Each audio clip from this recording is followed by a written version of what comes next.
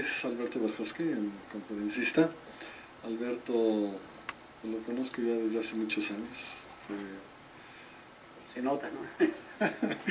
Yo también era joven en aquel entonces.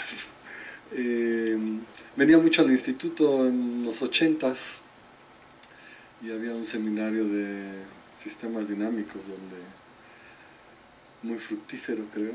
El propio Santiago de ahí sacó varios de sus proyectos de trabajo. PPCA. Javier Gómez Montt. Fue un seminario súper productivo y él estaba en Simvestab, pero venía al instituto, al seminario y estaba aquí mucho tiempo y hablaba con todos los estudiantes, entre ellos yo incluido. Después estuvo en Trieste como director del Departamento de Matemáticas en el Centro de Física Teórica, que depende de UNESCO. Y después estuvo en Francia y regresó al Instituto de Matemáticas ahí en la unidad de Cuernavaca, y desde entonces ha estado ahí, ya tiene sus cursos como todos, y muy activo y platicando con todo el mundo todavía, ¿no? Y bueno, pues todo el mundo en México más o menos conoce a Alberto, ¿no? Es un matemático de gran calidad y agradecemos que haya aceptado venir a dar una plática para todos nosotros. No soy yo que agradezco mucho siempre me da gusto regresar a mi alma mater, la Facultad de Ciencias, donde estudié cuando era todavía en la vieja Torre de Ciencias, que nunca la debíamos haber perdido, el viejo Fuente de Prometeo, ¿se acuerdan? Con el jardín, lugar bellísimo, donde se veía el lugar más transparente del aire, se veía el Popocatépetl, Iztaccíhuatl desde el sexto y séptimo piso, donde se tomaba té los martes a las 5 de la tarde, con estos grandes recuerdos y ahora en Cuernavaca. Y les voy a hablar de una experiencia personal sobre la hipótesis de Riemann, su relación con el grupo modular y medidas discretas. Entonces vamos a empezar. Los números primos son el análogo en matemáticas de las partículas elementales, ¿no? Los quarks, porque el teorema fundamental de la aritmética dice que todo natural se descompone como producto de un número finito de primos, salvo el orden en el que se multiplican, y esa descomposición es única. Y la teoría de números tal vez fue, junto con la geometría elemental, son las primeras cosas que tiene el hombre, que aprende el hombre, y la aritmética es el estudio de las propiedades de los números enteros, en particular los números naturales. Y Carl Friedrich Gauss, que nació en Braunschweig, creo, en 1777, y murió en 1855, se debe una frase célebre que dice: la matemática es la reina de las ciencias y la aritmética es la reina de las matemáticas. Entonces eso nos da mucho gusto a los matemáticos citarlo, ¿no? Y aquí está Gauss. Y desde la época de los griegos, Euclides demuestra una demostración que todos hemos aprendido, de que circa 300 años antes de Cristo, demuestra que los números primos hay un número infinito de ellos, y su demostración es paradigma de las demostraciones son por reducción al absurdo. Es, yo creo, la primera cosa que aprende uno, ¿no? Suponte que no, llegas a una contradicción. Son las cosas que más le fascina a uno cuando uno es estudiante joven, ¿no? Por lo menos a mí me pasó, y estoy seguro que la mayoría de los jóvenes que están aquí. Esta fotografía creo que está tomada de una pintura de Rafael en el Vaticano. Bueno, y en realidad los números primos, cuando los vemos, aquí los veo en un rectángulo, parecen distribuidos de forma aleatoria, ¿no? 2, 3, 5, 7, 9, 11, 13, 9 no, creo que estaba midiendo a ver si estaban dormidos o no, pero bueno, a 11, 13, 17, 18 aquí. Ven un poco aquí, y yo los quiero invitar, como el título de la conferencia es post de Riemann, medidas discretas, los invito a imaginarse, ¿no?, la siguiente situación. Imagínense una recta, la recta real, y pongan a igual distancia los enteros, y la recta positiva, 1, 2, 3, equidistantes, y luego pinten de su color favorito, piensen un balín en cada primo, y entonces van a ver que esa distribución es bastante aleatoria.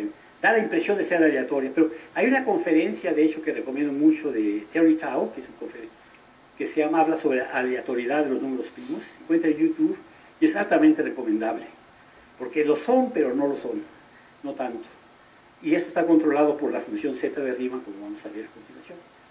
Bueno, en los enteros existen huecos arbitrariamente grandes de números compuestos sucesivos. Por ejemplo, tomen este ejemplo aquí concreto, n factorial más 2, este es divisible entre 2, porque aquí en el factorial hay un 2 y aquí hay un 2, el siguiente sería n factorial más 3, hay un 3 en el factorial, hay un 3, etcétera, hasta n factorial más 1. Todos estos son n más 1 números sucesivos, cada uno de los cuales es compuesto. Entonces quiere decir, cuando ven esa cosa que les estoy diciendo que se imaginen, los enteros, de pronto va a haber huecos enormes, ¿no? Y una pregunta natural sería cuál sería su densidad. La densidad de una colección de reales, una colección numerable de reales, es muy fácil. Toman n, cuentas cuántos hay y dividen entre n. Si esto tiende a 0, puede decir que la densidad es 0, si eso tiende a 1, tiene densidad 1, ¿no? O a lo mejor pondera la recta. Los invito también a que piensen en una escala logarítmica de la recta, o cualquier escala, o una medida cualquiera. En cierto sentido pueden pensar que en cada punto pone una delta de Dirac, o sea, un balincito. Y la idea es ver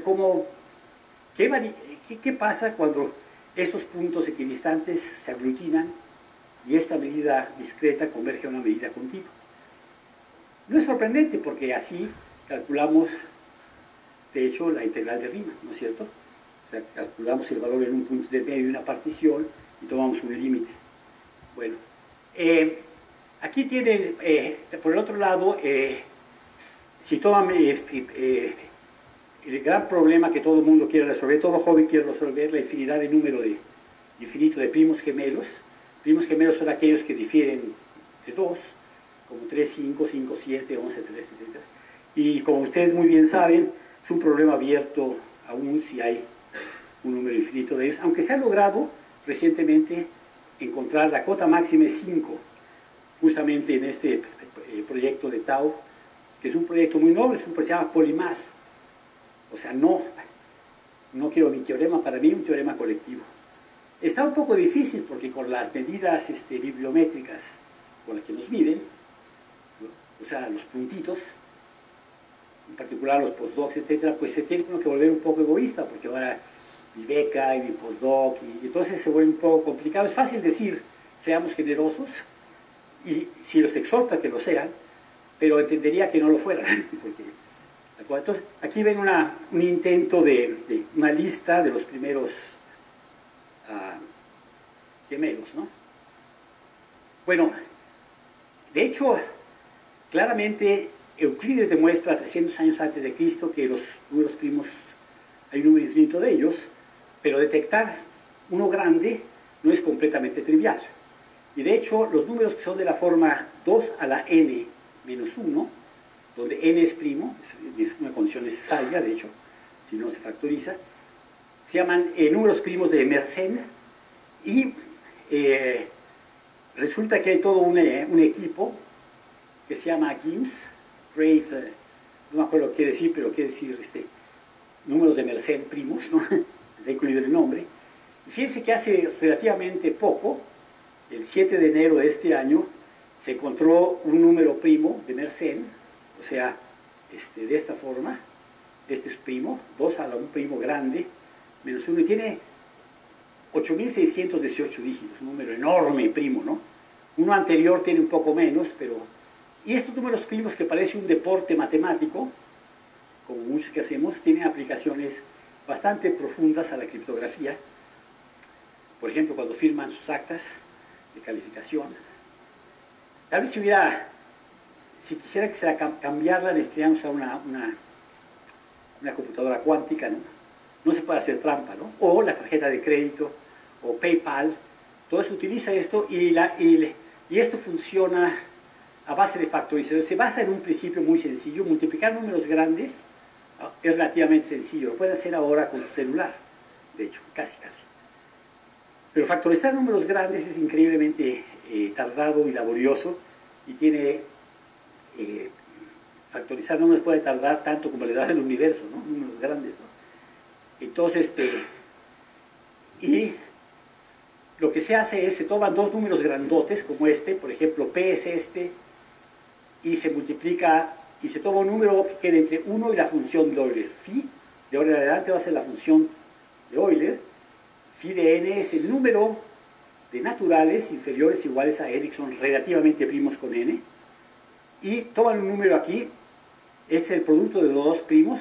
Bueno, este es un número enorme, tiene 8618, el anterior no me acuerdo. 7000 es un número enorme. Toman un número e entre estos dos, que sea relativamente primo con esto, y le dan e, tu clave va a ser d, y luego factorizas, pero si te dan e, te dan todos los datos, puedes calcularlo, y es lo que haces cuando tienes tarjeta de crédito. Es más o menos, esto lo pueden googlear aquí, ¿verdad? O sea, algoritmo RSA es el nombre de los tres autores, no me acuerdo el nombre, RSDU, son tres autores. Entonces, que esta idea de encontrar números primos grandes tiene aplicaciones bastante concretas a la vida cotidiana, ¿no? Y de hecho, aquí enfatizo yo no cuántico, pero las computadoras cuánticas es posible que no se va a seguir siendo, va a seguir habiendo cosas que no se pueden descifrar, pero tal vez su clave favorita para el internet se la descubran una computadora cuántica así, ¿no? Rapidísimo. Y esto me recuerda, recientemente en Facebook hubo una publicación del primer ministro de Canadá, que hizo la presentación en el Instituto Perimeter Institute de Toronto, y un reportero le preguntó sobre la computación cuántica, y dijo, no, claro, es que la computación estándar es un bit, 0, 1, ¿no? Es una formación binaria. En cambio, la cuántica, usando la peculiaridad, la ambigüedad de que la particularidad entre onda y partícula te permite un espectro más grande, no es binario, y entonces impresionó a toda la gente, ¿no? Recientemente leí que lo había preparado, ¿no? Pero de cualquier manera hay presidentes, hay primeros ministros que pueden contestar esto, y hay otros países donde hay presidentes que no han leído 3 libros, no, ahorita no me acuerdo de alguno. Entonces quiere decir que sí, es interesante y es importante, ¿no? Tener esto. Bueno, entonces creo que ya enfaticé que sí vale la pena ver eso, ¿no? Entonces, dada la importancia que tienen los números primos, es muy importante tratar de conocer la forma como los números primos están distribuidos en el conjunto de los números naturales de los reales positivos. Y eso es lo que estoy pidiendo que se imaginen. Una familia discreta de medidas que eventualmente las voy a hacer aglutinar, su distancia tiende a 0, y ver a qué demonios pertenece, ¿no? Entonces, si denotamos, entonces la pregunta clásica, se preguntaban desde hace mucho, ¿cuántos primos preceden a X? Esto, la notación clásica es pi de X. Pi de X denota el número de números primos inferiores o iguales al real X. Cuenta cuántos balines hay en esos primos que pintaron ya de negro, hay inferiores o iguales a X. Y bueno, de hecho Legendre ya tenía una fórmula, y él es realmente que conjetura que pi de X es asintótico a X sobre el logaritmo de X. Lo que quiere decir esto es que el cociente de los dos, cuando X tiende a infinito, tiende a 1. La diferencia puede ser infinita, no que estás contando cuántos hay. Esto se llama, el error relativo tiende a 1. ¿Verdad? Es lo que quiere decir. Y si ven las tablas, pi de X puede ser 59.432.228, y este número es 50. ¿Verdad? La diferencia tiende a infinito, pero el cociente tiende a 1. Y de hecho, hay una manera un poquito más, por aquí tiene Legendre, de hecho no hay muchas fotografías de él. Hay un libro que les recomiendo, es el libro de Felix Klein, Desarrollo de la Matemática del siglo XIX, está en alemán, pero ya está traducido, estaba en alemán y está traducido al inglés. libro favorito de Arnold, Vladimir Arnold, y les da un desarrollo de la... Y claro, para él la matemática del siglo XIX, siendo alemán, la matemática del siglo XIX empieza con Gauss. Y tiene un poquitito ligera envidia de Legendre, porque Legendre fue otro gran matemático, aunque es un deporte muy malo tratar de compararlos, pero Legendre también fue grande. Y entonces les recomiendo ese libro, es muy interesante.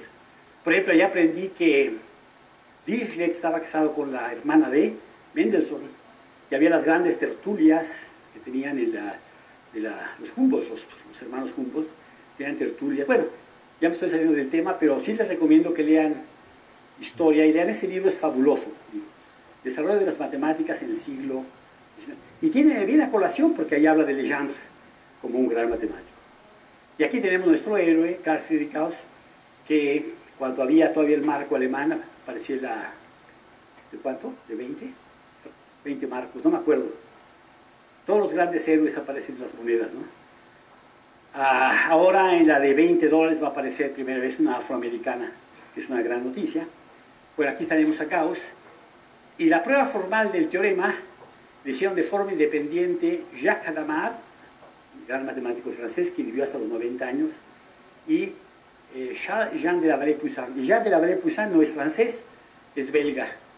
Y más o menos en el mismo año lo sacaban, y su demostración estaba basada en la función z de Riemann. Es esta la función, una de las funciones más bellas, más importantes de la matemática.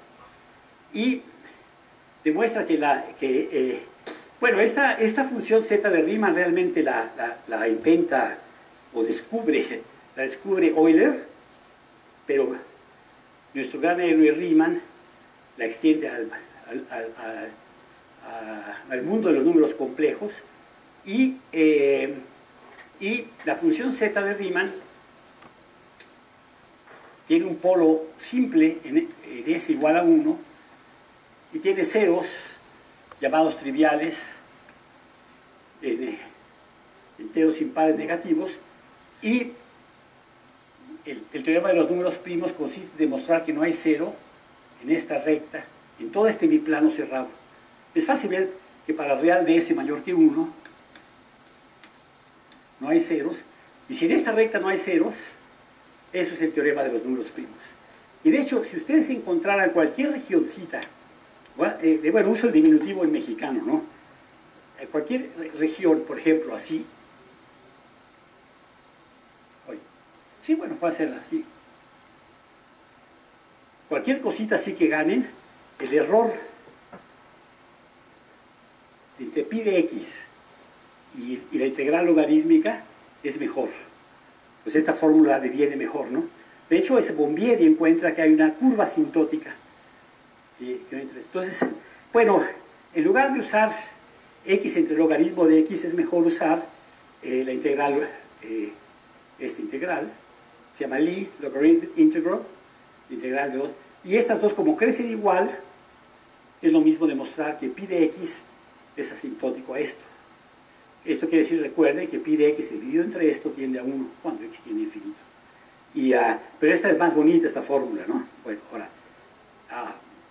aquí tenemos nuestros héroes, Hadamard y de la Vallée-Poussin. Y estas dos demostraciones se basan en uno de los artículos más bellos, de solo 10 páginas, de nuestro héroe Riemann, que como pueden ver aquí, vivió casi 40 años, un poquito antes de 40 murió. Y está enterrado en Italia, murió de tuberculosis, y muchos aquí estuvieron en Alemania, pero realmente desde el punto de vista climático, prefiero cerca del lago Como, está enterrado. Nunca visité su tumba, me hubiera gustado. La de Poincaré sí, hasta la limpié, a ver si... ¿Quién sabe, no? Bueno, aquí tiene una foto de Riemann. Ahora con el internet se pueden sacar fotos impresionantes, ¿no? Bueno, y de hecho esta función z de Riemann, bueno, vamos a hablar primero de este artículo. Es uno de los más importantes en la matemática, es solo de 10 páginas. Tal vez algunos estándares bibliométricos dirían que está muy chiquito. para darle un proyecto. Eso es lo hago como propaganda a propósito para ver lo tonto que es medir las cosas por el tamaño, ¿no? Medir 1 millón de citas sin ponderarlas, o medir la importancia que tiene para nuestra profesión el juzgar, usar el buen juicio. Aquí tienen una fotografía de Euler. Bueno, Euler la encuentra así, real, S mayor que 1, y esto es algo que la suma de los recíprocos de los cuadrados, de los 1 más un medio, más un tercio al cuadrado, más un cuarto, eso da pi cuadrado sobre 6, es una de las primeras cosas que aprendemos en cálculo, nos encanta. Aquí tienen a Euler, uno de los matemáticos más prolíficos. Y cuando en ciertas reuniones, aquí ve que está quedándose casi ciego, ¿no? Cuando en ciertas reuniones, entre otros grupos, por ejemplo, de las ciencias naturales, digamos, biología, para dar un ejemplo tomado al azar, se nos critica que los matemáticos no publican tanto. Por ejemplo, hay un matemático que tiene pocas citas, porque citas directas se llama Pitágoras. Y aquí tenemos un matemático. Aprovecho un poco para dar mi punto de vista, ¿no? Las conferencias también sirven para eso, ¿eh? Por si no lo han notado. Bueno, esto está improvisado todo eso, ¿eh?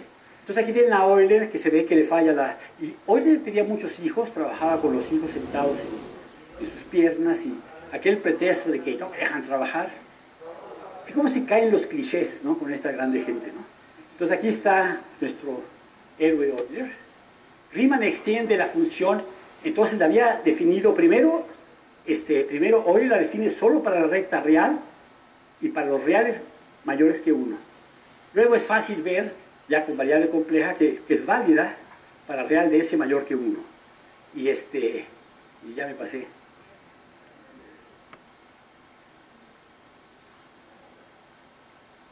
Ya les dije todavía, se supone que iba a ser secreto. Bueno, aquí está. Entonces, de hecho, Riemann, de hecho esta fórmula ya la tenía Euler, de un poco diferente. Pero en este ámbito complejificado es Riemann, que cuesta esta bellísima ecuación funcional que relaciona pi. Bueno, esto esto es e al logaritmo de pi, el logaritmo usual de pi, y tiene esta fórmula maravillosa que nos dice una relación entre la función z en s y 1 menos s. Esto lo pueden ver que esta función, constituida por estos tres productos, esta función es invariante bajo z, va a 1 menos z. Y la función z va a 1 menos z, es fácil ver que es una rotación de 180 grados en el plano complejo en torno a 1. Entonces deja esta recta invariante, manda esto en esto, y claro,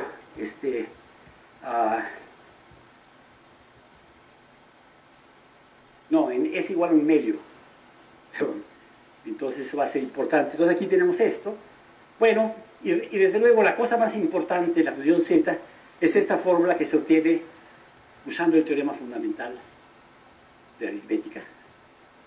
Esto aquí así es un producto de 1 sobre 1 menos algo, y sabemos que 1 sobre 1 menos algo, cuando este algo es de valor absoluto menor o igual que 1, menor que 1 estrictamente es 1 más x cuadrado, etc.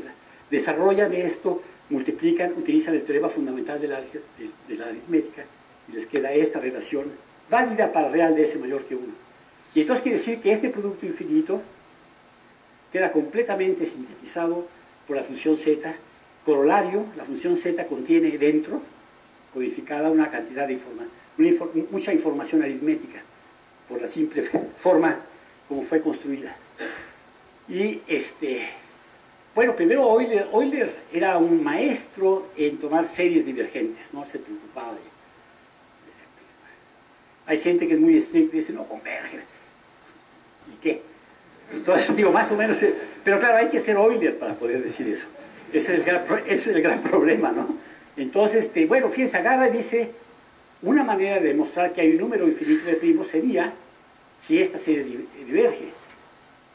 Si esta serie, una manera media larga, pero interesante, porque si hubiera un número finito sería una suma finita. Entonces quiere decir que si esto divergiese, entonces habría un número infinito de números primos. Y de hecho hoy fíjense qué interesante, toma la suma de los recíprocos de los primos y escribe, sin ningún pudor, siendo Euler, escribe que esta suma es log de infinito. Entonces, chin. Pero entonces, siendo Euler, sabemos que hay algo detrás. Lo que Euler quería probablemente, no podemos saber si eso era que si truncamos esta serie hasta x, esto es como log n, cuando n tiende a infinito, hace entender n infinito, les queda la fórmula, ¿no? Hace entender n infinito, que si pongan n igual a infinito, y queda Euler, ¿no? Pero eso está... Bueno, entre los muchos resultados que Riemann obtiene, Riemann demuestra que, como yo les había dicho, en los enteros pares negativos se anula la función. Esto se llama los ceros triviales. Es corolario de que vienen involucrados en la fórmula los números de Bernoulli. Y son los ceros triviales, no interesan, pero los ceros importantes son los que quedan en la recta de abscisa 1/2. Entonces la recta más importante en toda esta historia es la recta de abscisa 1/2.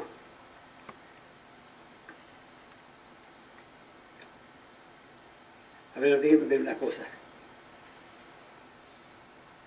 S menos 1 igual a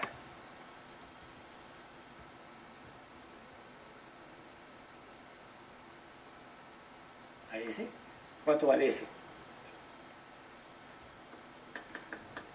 Claro, entonces el punto fijo es la dislexia. El punto fijo es 1/2, no 1. Entonces esto es la rotación 1/2, ¿no? Siempre hago ese error, porque como quiero que los ceros, como quiero demostrar la hipótesis de Riemann, pues, si quiero demostrar la conjetura de Poincaré, entonces muevo el punto base del grupo fundamental. Se vuelve abeliano, no te das cuenta. ¡Wow! ¿Verdad? Pero, entonces, este es ese error típico aquí. ¿Cómo?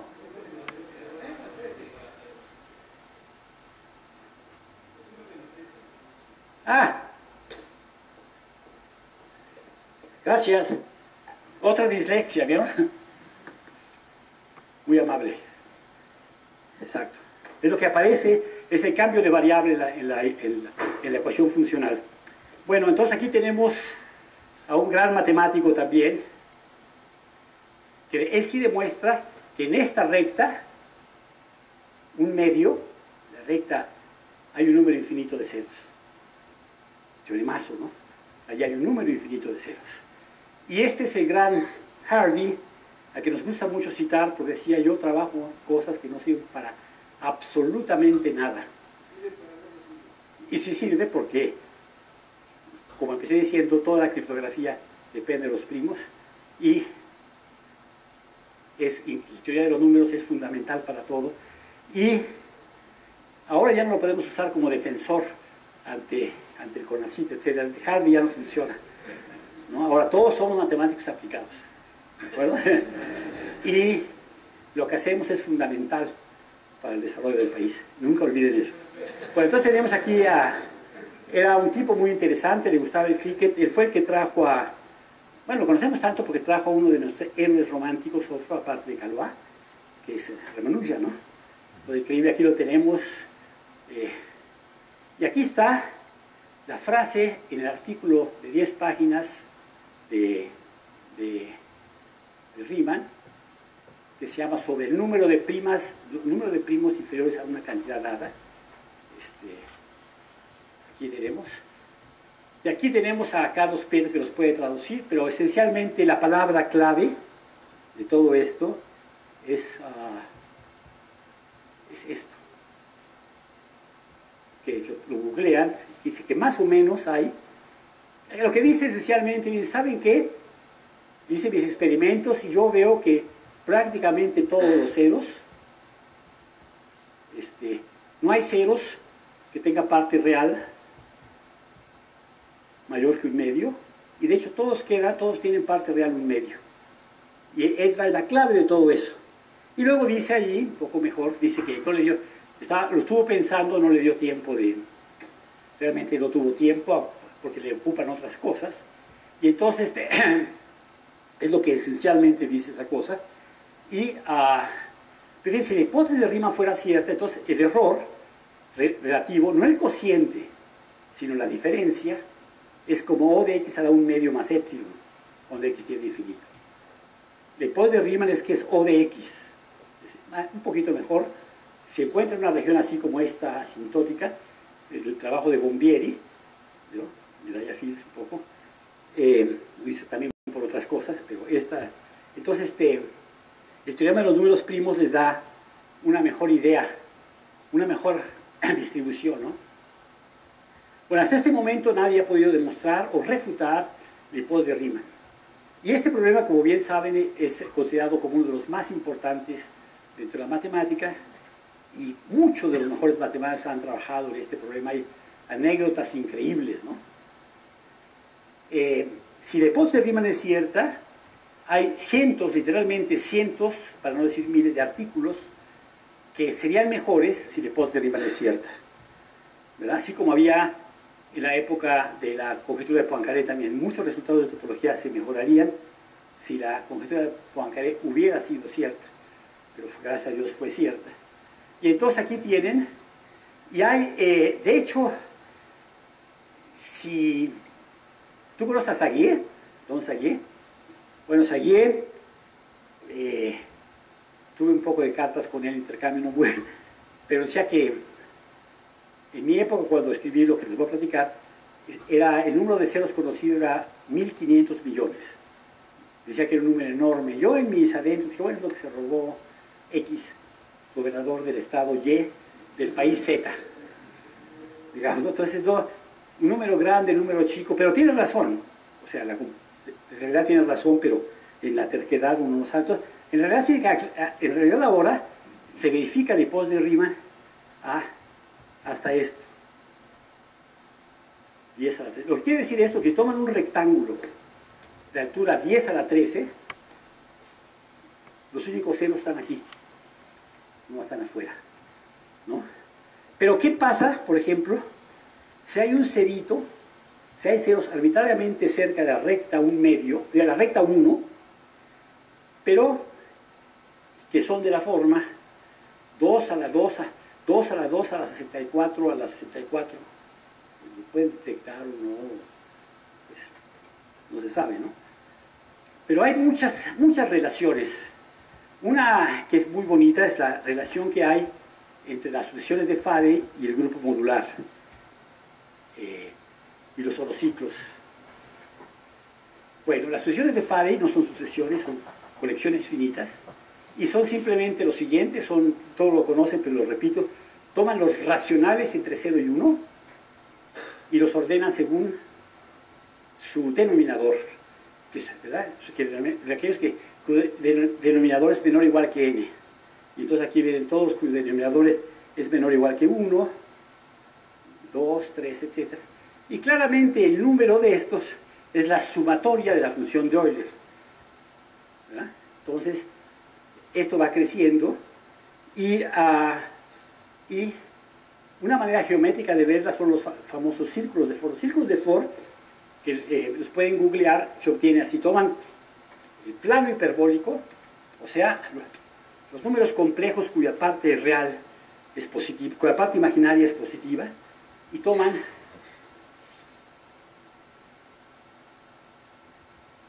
estos dos círculos a distancia 1 y tangentes, y lo empiezan, son como los círculos de Apolonio, ¿verdad? ¿Está claro? Entonces van creciendo el número de circulitos que van poniendo abajo, y los puntos en la que estos círculos tocan al eje real son los números, la sucesión de Faraday. Aquí también un ejemplo concreto. Y luego aquí podrían haber interpolado otros circulitos, etc. Y esto todo viene, parece mágico, pero todo viene de uno de los grupos más bellos de toda la matemática, que es el grupo modular.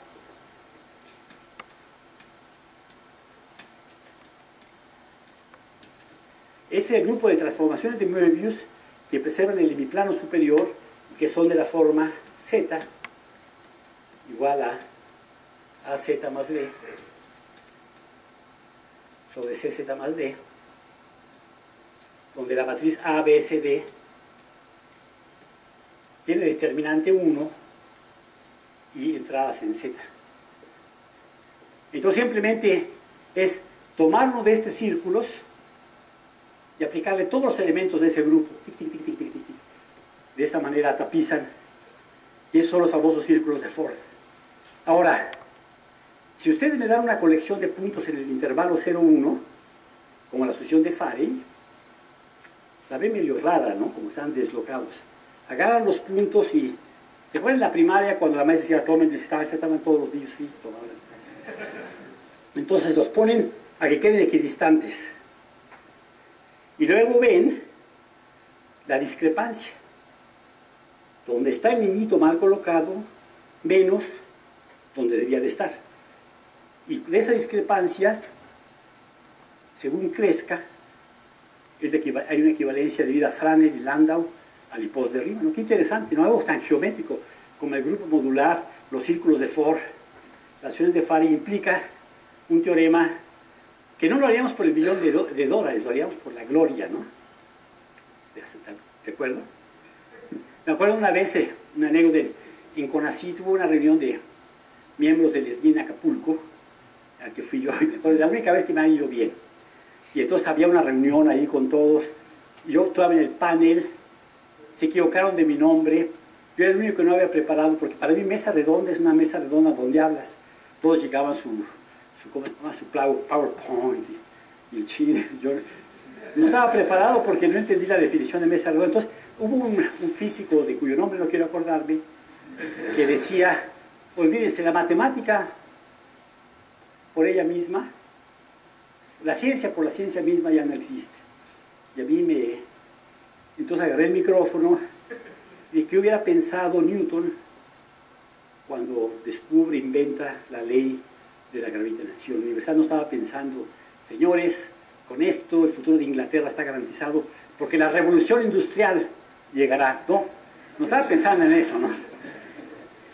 Entonces, es obvio que le preguntaron creo que era Gaspar Monge, le preguntaban, ¿por qué hace matemáticas? No, era Jacobi. Dice, por la gloire del espíritu humano. Vamos, por la gloria del espíritu humano.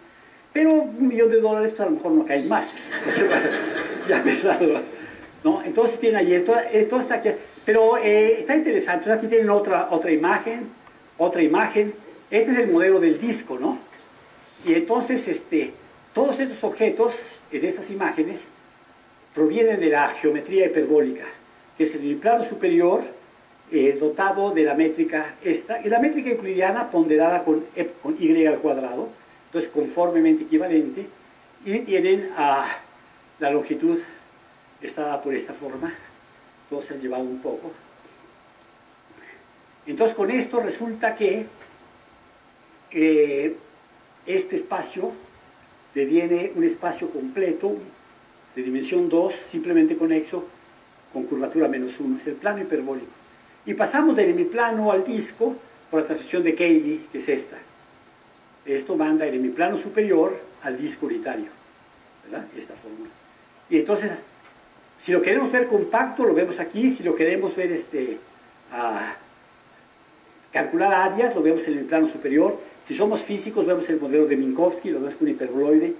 Si no, vemos el modelo de Klein, donde convexo es convexo, y según nos convenga, usamos cada modelo, ¿no?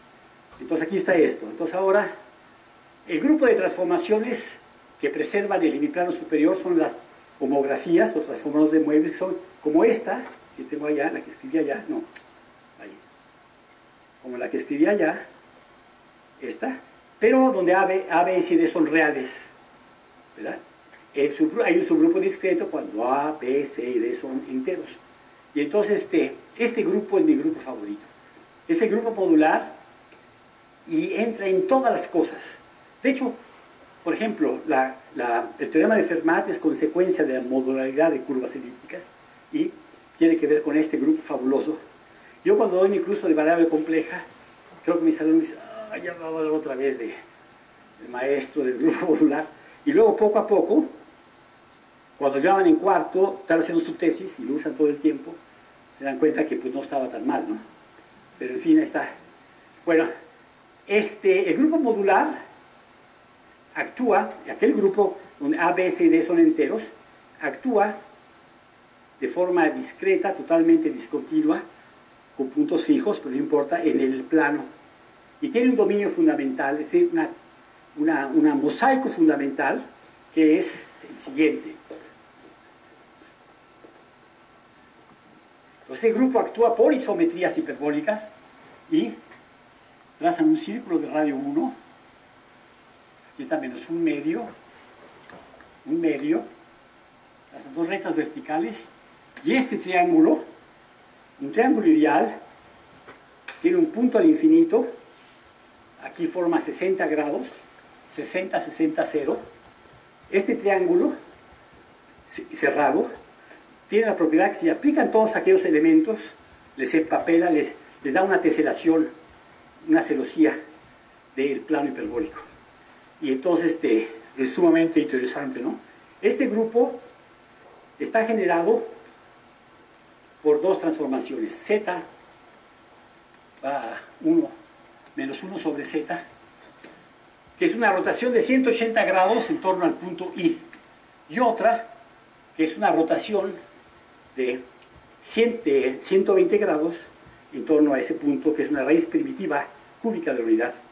Entonces hay dos elementos, uno de orden 2 y uno de orden 3. Y es la única relación que satisfacen.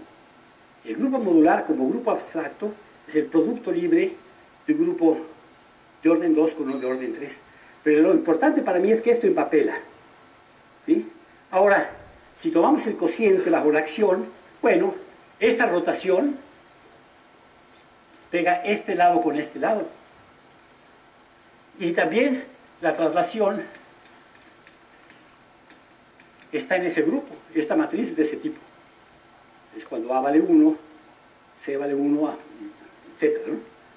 Y entonces quiere decir que esto se pega con esto se pega con esto, y como pretendo que soy un sastre hiperbólico, lo pego, y me queda una orbiedad, un orbifold, que es el orbifold modular, que tiene una cúspide, que es la parte que va hacia arriba, y dos singularidades cónicas, una con ángulo pi, corresponde a este punto, y otra de ángulo 60. Digo 120, ¿verdad? Este vale pi y esto vale. Y este lo puede uno construir en un mundo hiperbólico, digamos un sastre hiperbólico. Por fin supe que Schneider es sastre, pero nunca lo hubiera sabido si no hubiera sido por el grupo modular, ¿no? Se agarran un sastre hiperbólico y pegan esto, ¿no? Y este objeto acá es fabuloso. Este objeto parametriza, es el espacio de móduli de todas las curvas elípticas. Entonces, fabuloso, un objeto increíble. Tiene geometría hiperbólica, salvo por el pequeño defecto de tener dos singularidades. Pero singularidades cónicas hemos hecho piñatas, cucuruchos. A un mexicano no le asusta, bueno, a ninguno, ¿no? No nos asustan los conos, aunque sean hiperbólicos. Entonces tenemos esto, y esta es la belleza. Esta debía haber dado el crédito, esta es de Lossies, que es el que hace los grandes diseños de Tianjin. No sé si han visto unos videos que se llaman Dimensiones, Dimensions, que ganó un premio, lo hace Tianjin, pero son unas cosas muy bonitas, ¿no? Entonces este es uno de los mejores. Entonces aquí ven la teselación por triángulos ideales.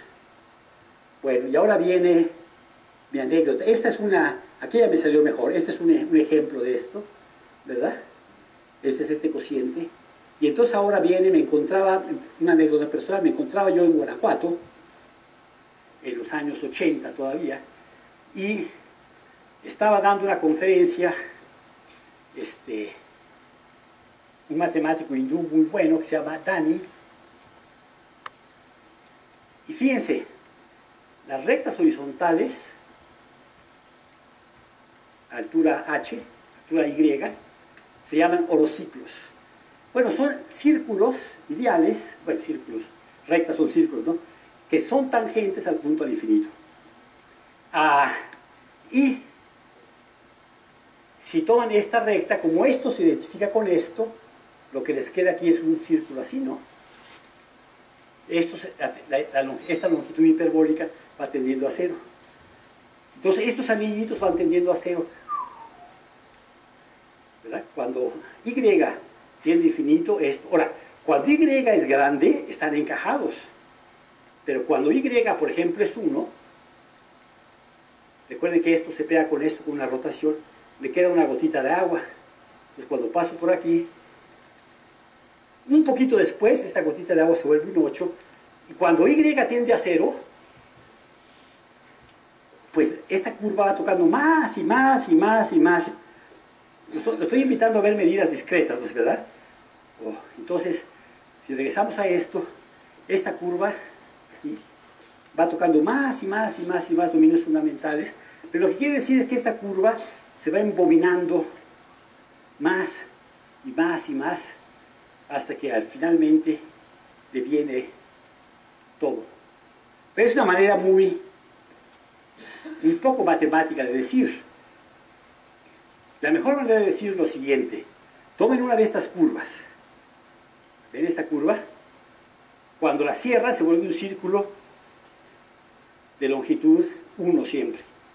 Pero longitud hiperbólica no, longitud hiperbólica es e a la menos y, ¿verdad? Y cotidianamente aquí ven un 1, pero la métrica que yo puse de x cuadrada hace que esto se vaya teniendo a 0 en la métrica hiperbólica. Y entonces siempre pueden ustedes considerar una medida, como en su curso de cálculo, una medida concentrada en estas curvas y uniformemente distribuida a longitud de arco. Lo que quiere decir todo eso es integren una función de 0 a 1, ¿verdad? Quiere decir que la medida es la integral. Imagínense una función aquí, es la integral de f de xy desde 0 a 1. Es esto, ¿no? Nada más integra, nada más la variable mu es la x, integra a una altura y. ¿Verdad? Es una medida. Medidas son funcionales. A mí me gusta pensar en las medidas como funcionales lineales. Si todo un espacio métrico compacto, por ejemplo, entonces sus funciones continuas es un espacio de Banach canónico con la norma sub. Y los funcionales lineales continuos que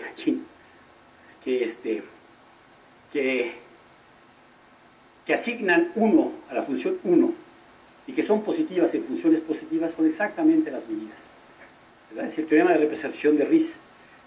Entonces, dentro de esas medidas se puede demostrar, se forman un convexo compacto, se puede demostrar que las medidas, los puntos extremos de esto son las medidas de Dirac.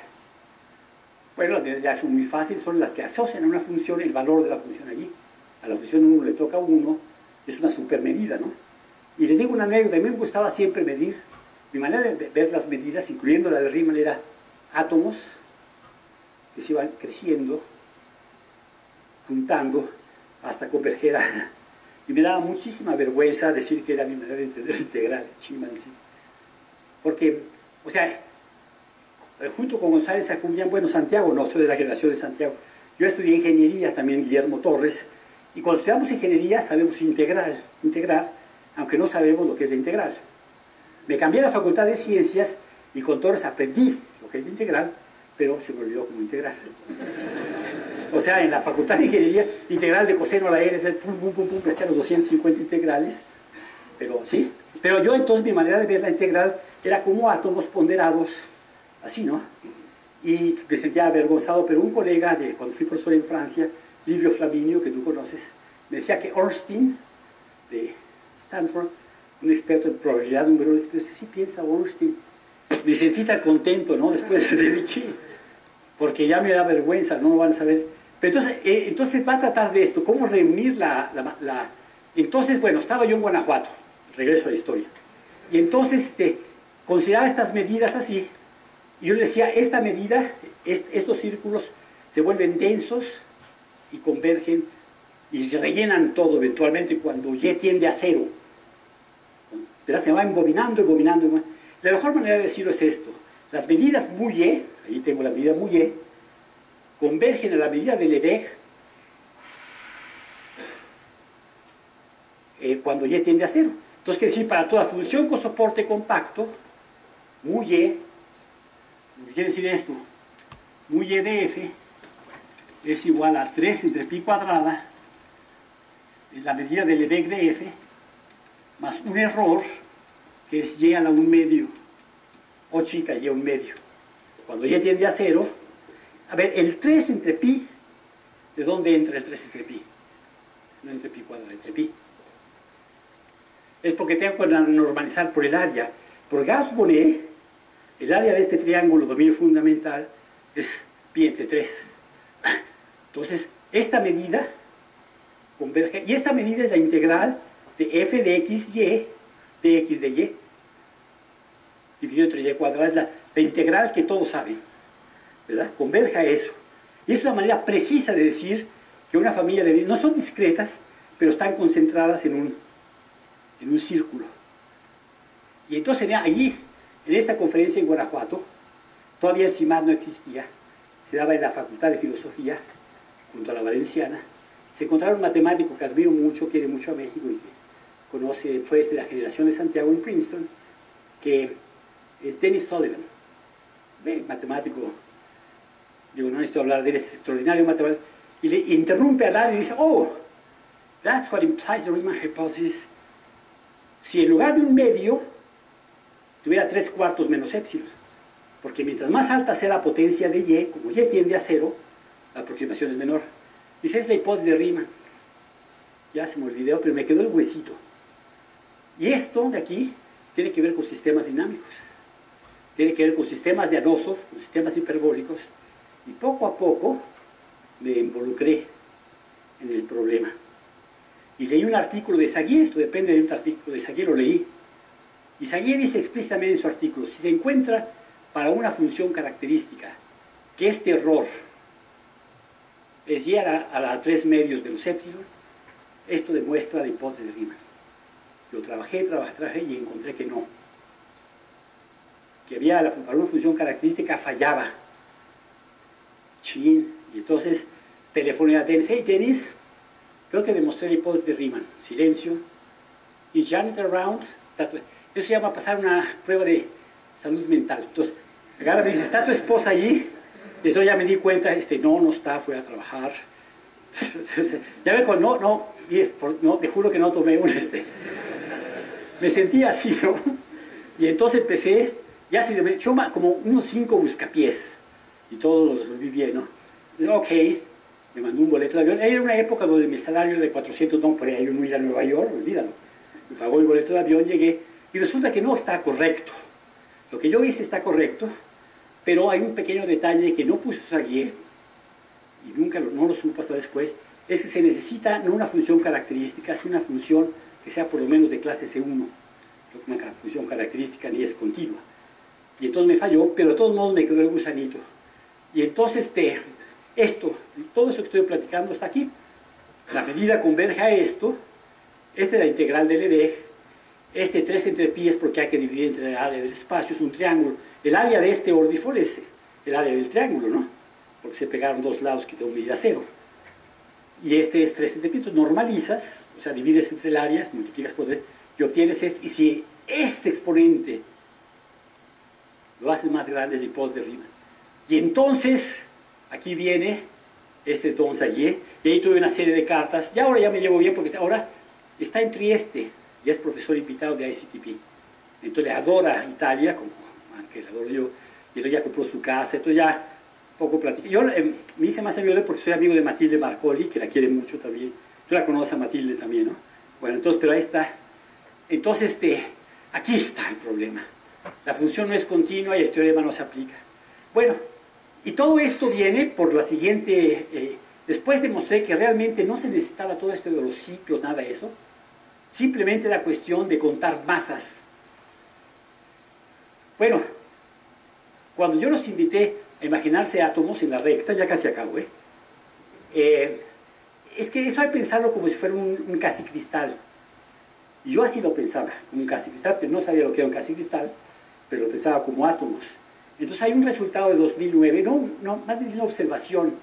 Feynman Dyson es un físico extraordinario. Creo que no sacó su doctorado, pero no lo necesita.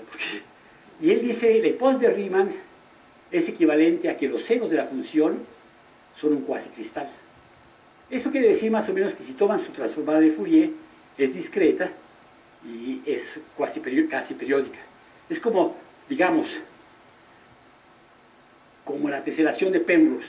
No es periódica, es casi periódica. No es un cristal, es un casi cristal. Y aquí tienen una sacada de internet de eso. Entonces fíjense cómo le hice. Todo aquello de modular y todo eso, de pronto lo cambié. Como me falló la demostración, pero no tuve error. Lo que hago es correcto, pero no demuestra que el post de Riemann es falso. Entonces todo lo cambié usando geometría elemental a hacer lo siguiente. Toman la recta real, positiva, y a cada distancia y, equidistantes todos, entonces tienen los puntos de la forma ny. Y pongo un delta de Dirac allí. Una masita, un balín, yo lo pienso como un balín. Pongo sumatoria, la suma de delta ny. Si considero esta medida, fíjense qué interesante. A ver, vean esto. Esta es una medida, o una distribución. Para una función C infinito con soporte compacto en el eje positivo, ¿esto qué quiere decir? Evalúese la función en los múltiplos de y y pondérese con 1. Esto se llama suma de Riemann. Estoy calculando F1, F2, F3, F4, F5. Y la distancia de la partición es y. Entonces, si esto lo aplico a una F, es la suma de Riemann, converge, ¿sí? Pero ahora lo que yo hago es, en lugar de tomar esta medida discreta, la pondero con la función de Euler. O sea, va a ser la medida siguiente, la distribución siguiente.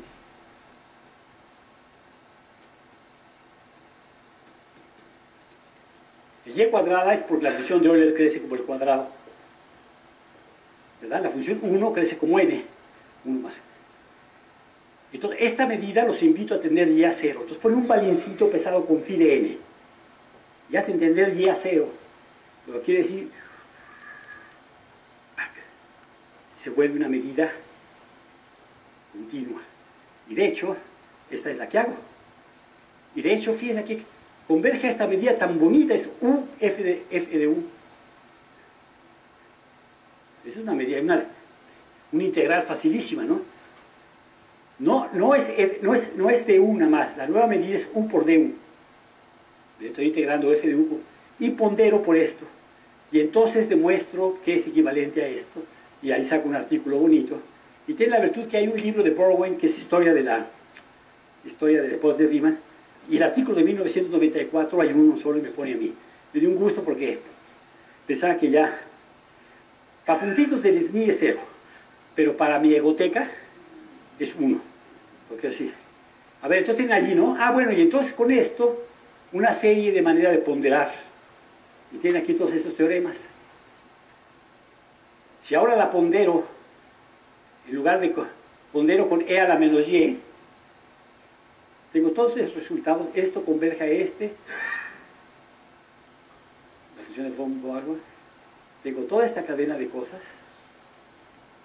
Y finalmente, pero no se puede presentar, no se puede presentar un video, ¿verdad? No. ¿Sí? Pero ahorita mismo no. Sí, no. Sí. Está muy fácil esta página. ¿Cuál es la página? La ponemos aquí. Es que quiero terminar, porque lo que quiero es... A ver, ahorita les platico otra anécdota. Bueno, entonces mi aventura con la hipótesis de Riemann, ¿verdad? O sea, realmente sí tuve algo que ver, poquito, y nunca se me olvida, no la voy a hacer, no, a ver, la persona que me llevó a Trieste cuando trabajé en G. Mills, me dijo, se puede atacar, y es consejo a los jóvenes, se puede atacar todo gran problema con 3 condiciones. 1, si no te sale, no te suicides. ¿No? 2, si ya te diste cuenta que todo está mal, tómalo con sentido del humor. ¿Cómo creí que iba a demostrar el poder de Riemann? Y la tercera, como dice last but not least, Una vez que ya lo tengan todo eso, tárdense por lo menos un mes antes de publicarlo en los periódicos y dárselo a Televisa o TV Azteca. Entonces, esto es lo que va a haber. Ah, bueno, espérense, ya va a empezar, pero fíjense lo que va a pasar. Entonces, yo llegué todo entusiasta cuando me reincorporé a México, y ahí encontré a dos jovencitos, a Ubín Arroyo, a tres jovencitos, a Rodrigo Pérez, a Ubín Arroyo y a Adolfo Guillot. Y les platiqué de esto en la mañana. Me fui a comer, le platiqué, mira lo que pasa, usted va llenando, me fui a comer, regresé como a las 4, Alberto, ven, y en 1 hora, bueno, 3 horas, produjeron este video. Aquí van a ver cómo este holociclo llena. Entonces empieza, es el disco de Poincaré.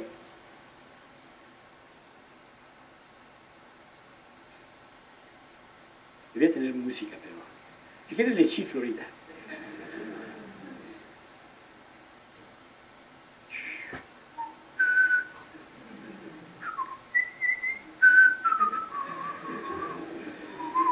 ¿Eh?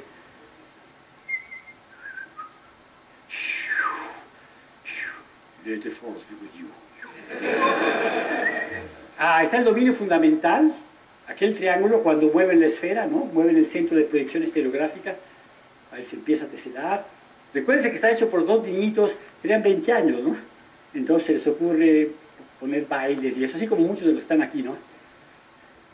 Ahí empieza a llenar, empieza a teselar, más y más. Están experimentando, ¿no? Ahí están viendo cómo empapela, ¿no? Tuc, tuc, tuc, tuc, tuc, tuc, tuc, tuc, ¿no? Ya lo rellena y luego se les ocurre empezar a rotar a ver cómo se ve. Están utilizando transformaciones de Moebius, ¿no? Y viendo cómo se... Digo, como están chiquitos ahí, ¿qué pasa si se han de haber preguntado si le aplico a AZ más B, ¿no? Empieza a... Aquí está nuestro amigo. Aquí siguen jugando, ¿no? A ver qué pasa el traslado. Empieza aquí.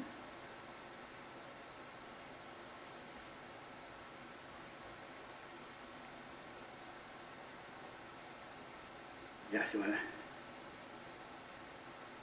La autosimilaridad de la estructura, ¿no? La fractalidad, la autosimilaridad, ¿no? A todas las escalas se ve igual. Y luego aquí de pronto el holociclo, ¿vieron? Claro, ellos nomás lo hacen en el dominio fundamental y a mí me gusta verlo en el de arriba, pero si rotan 180 grados, ellos inteligentemente lo ven en el de abajo porque aquí está compacto y arriba no se ve nada, o sea, son globalmente inteligentes. Entonces, ahí va llenando. Acuérdense que este se pega con este y este con este, ¿no? Entonces son círculos realmente, encajados. Empieza a llenar, va dejando huecos. ¿Qué velocidad? ¿Será llega a la 3/4 menos epsilon para todo epsilon? Y tal vez con la computadora lo llegas a la conclusión y vas a cobrar tu $1.000.000 y lo donas a las bibliotecas del instituto. ¿Sí?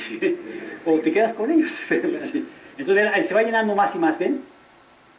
Y de pronto pasan cosas rarísimas. Esto ya es muy viejo, ya tiene 15 años, ¿no? ¿Cuánto no? 90 y... ¿no? Tiene 20 años. Ahorita lo podría hacer allá, y yo fascinado, ¿no? Porque eso es lo que yo me imaginaba, no con tal precisión, pero sí me imaginaba la de la gotita de agua, una imagen no tan lejos de esto. Ahí va llenando, quedan esos huequitos, no sé. ¿Sí? Pero a ver, toma el de mi plano superior, bueno, toma el grupo PSL2R, grupo de transformaciones de Moebius, de entradas ABCD reales, y divido entre PSL2Z. Y uno se da cuenta que al tomar un cociente, este objeto de volumen finito no es compacto, pues, codifica una cantidad extraordinaria de aritmética. Y es lo que está pasando. Porque si tú me dices una matriz A, B, C, D con determinante 1, me están diciendo AD menos BC es 1, y por lo tanto me están diciendo que A y D son relativamente primos, y C de ahora. Entonces, este objeto geométrico, y finalmente acaba. Bueno, ya con eso acabo. Entonces sí se llenó. Y muchas gracias por su atención.